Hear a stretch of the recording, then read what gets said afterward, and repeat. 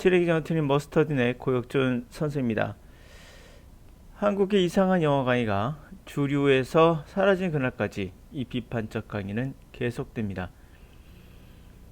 지금 오늘의 주제는 영어를 읽다 보면 비슷한 구조를 사용한다는 걸 느낄 수가 있습니다. 비슷한 구조를 사용하는 이유는 무엇일까? 우리가 음악에도 리듬이라는 게 있죠. 근데 영어에도 어떻게 보면 리듬이라는 게 있는 것 같아요. 그래서 의미를 좀 음악처럼 전달하고자 하는 것 같아요. 뭐 정확한 건 아닙니다. 그러나 제가 느낌을 얘기하는 거니까. 그래서 글을 읽을 때는 때로는 리듬도 필요합니다. 그 리듬을 잘 타면 그만큼 순조롭게 문장을 파악하는데 아주 쉽죠. 그러니까 주어 동사를 찾는 거가 아니라 오히려 리듬을 타는 게 더 해석이 쉽습니다. 그러면서 한번 뒤에 있는 문장 같이 한번 해볼 건데요. 두 번째는 리듬을 타고 읽었을 때 어떤 효과가 있을까요? 아마도 빨리 해석하다 보니까 글의 흐름을 타기 좋죠. 결국 흐름이라는 건 뭘까요? 흐름이라는 건 뭐 위에서부터 아래부터 흘러가거나 거꾸로 흘러가거나 이런 어떤 트렌드라 말할 수 있겠죠. 그래, 트렌드. 가다가 뭐 어떤 내용이 변화되는 곡점도 있을 것이고 이런 흐름이라는 게 물 타듯이 쭉 연결되잖아요. 그러다 보니까 글에는 순서가 있는가부터 우리가 생각해 본다면 예를 들어서 비가 왔다라고 하는 것과 뒤에 문장에 땅이 젖었다라고 합시다. 그러면 비가 왔다, 땅이 젖었다, 땅이 젖었네, 땅이 젖었네, 비가 왔네. 사실 미묘한 차이긴 하지만 순서를 바뀌어도 약간 문제 없긴 하죠. 근데 이상하게 뒤에 뭐뭐 하네 같은 이상한 묘한 걸 하나 붙여야 돼요. 비가 왔다, 땅이 젖었다. 이건 뭐 시에서만 쓰는 표현이죠. 일반적으로 쓰는 표현은 아니잖아요. 비가 왔네, 땅이 젖었어. 이렇게 말합니다. 뒤에 약간 순서를 나타내는 어감이라고 할까요? 리듬 같은 게 슬쩍 있습니다.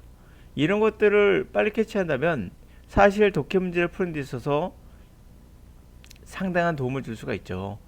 그러니까 항상 우리가 논리라는 것만 갖고 모든 것을 접근하는데 물론 우리 생활에서 논리는 중요한 부분이죠. 그러나 글이라는 것은 때로는 논리도 중요하지만 어떤 리듬, 감 이것도 중요하거든요. 비가 왔는데 내자 하나 갖고 분석해가지고 내는 어쩌고 저쩌고 저쩌고 이러면 이제 병이죠. 그렇게 분석하면 병이 되는 거고 어느 정도의 감을 잡을 수가 있죠. 순서도요.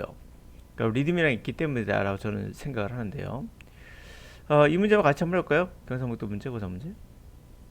이렇게 문제가 주어졌어요. 우선은. 자, 이러한 제한은 뭘 의미하느냐?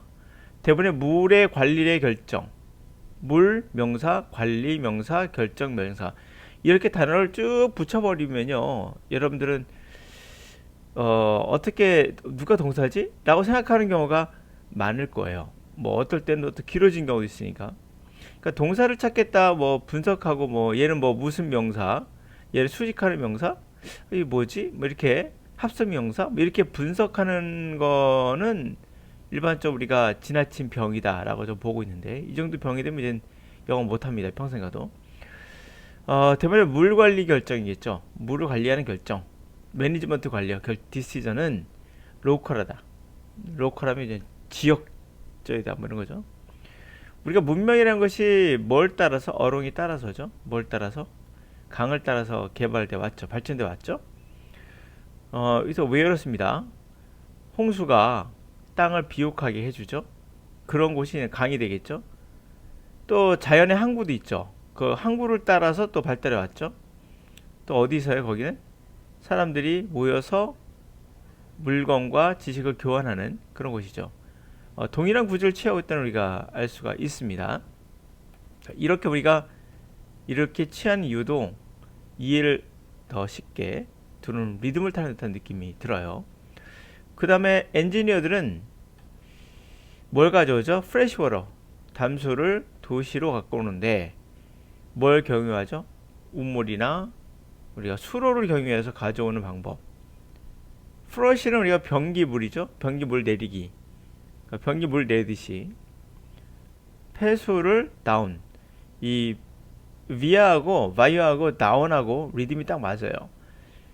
담수는 도시로 보내는데 우물이나 수로를 통해서 경유해서, 폐수는 버리는데 우리가 말하는 그 드레인이나 또는 하수구, 그렇죠?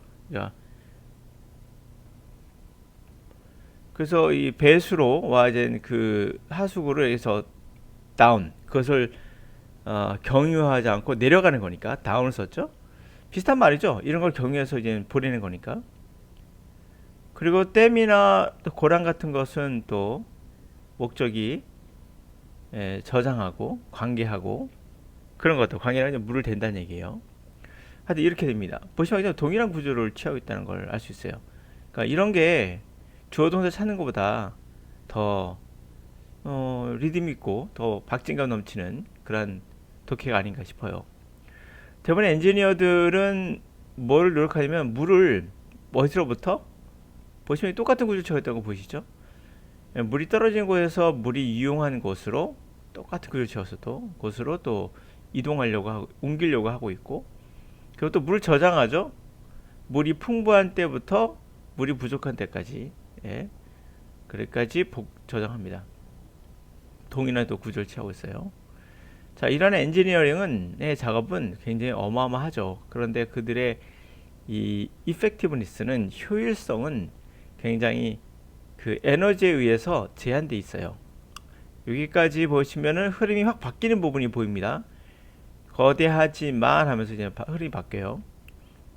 에너지를, 하여튼 뭐 물을, 어떤 에너지입니까? 그것이 필요로 하는 에너지죠.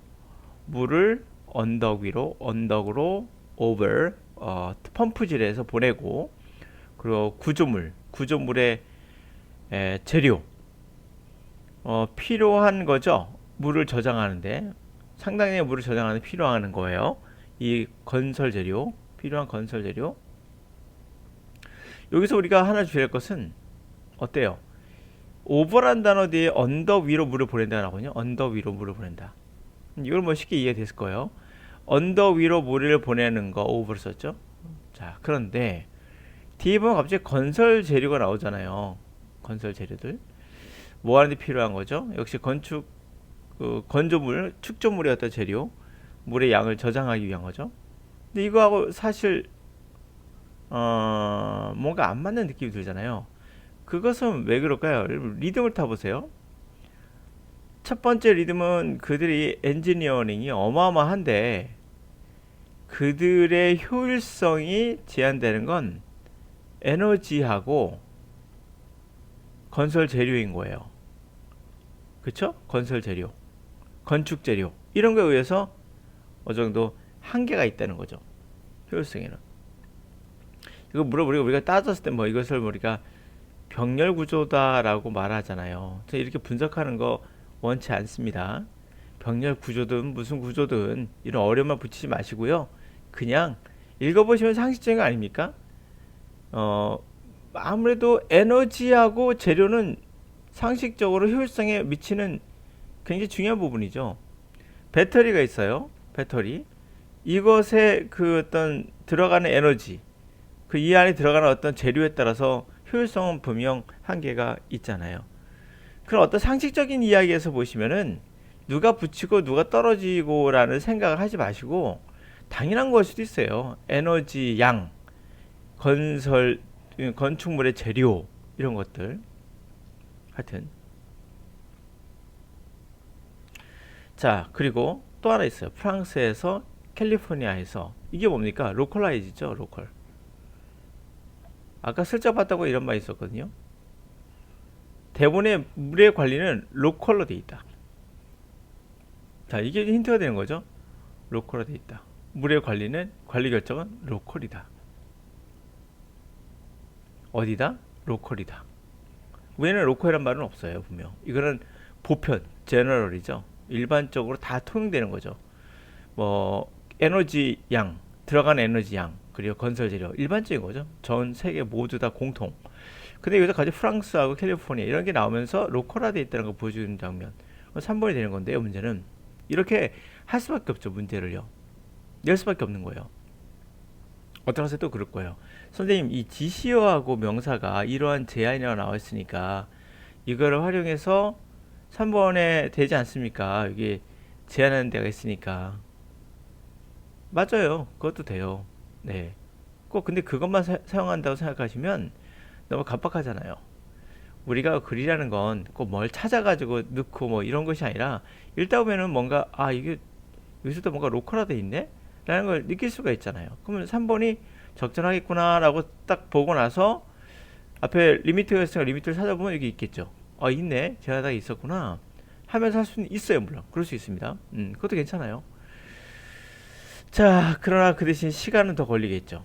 문제는 시간인 거죠. 자, 분석해서 확인까지 하면 시간은 더 걸린다. 뭐 이럴 수 있겠죠. 물론 그것도 더 빨리 하면 더 좋겠지만 하여튼 계속해서 그 로컬이 뭐냐, 로컬이 프랑스의 사람들은 걱정하지 않아요. 물의 부족을, 차이나의 물의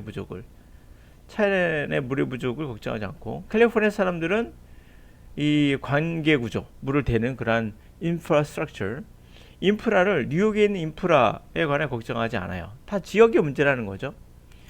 이렇게 지역화되어 있는 지역에 따라 생기는 그런 물의 관리는 결국 매니저들이 계속 사용자의 욕구와 계속 연락을 취해야 되죠. 계속 접촉해야 돼요. 결국 관리한다는 것은. 그러나 그게 지역의 어떤 재난의 취약성을 증가시키죠. 뉴질랜드의 물의 과잉이 캘리포니아의 물의 부족을 해결할 수는 없겠죠.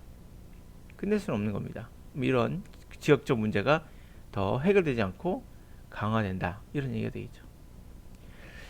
뭐 어렵진 않은데 문장이. 하여튼간에 비슷한 구조를 사용한다는 건 우리가 봤고요. 그래서 비슷한 구조라는 건 의미를 음악처럼 리듬을 통해 전달하는 것이 아닌가라고 생각해 봤어요. 저는. 그래 순서가 있는가? 없을 수도 있죠.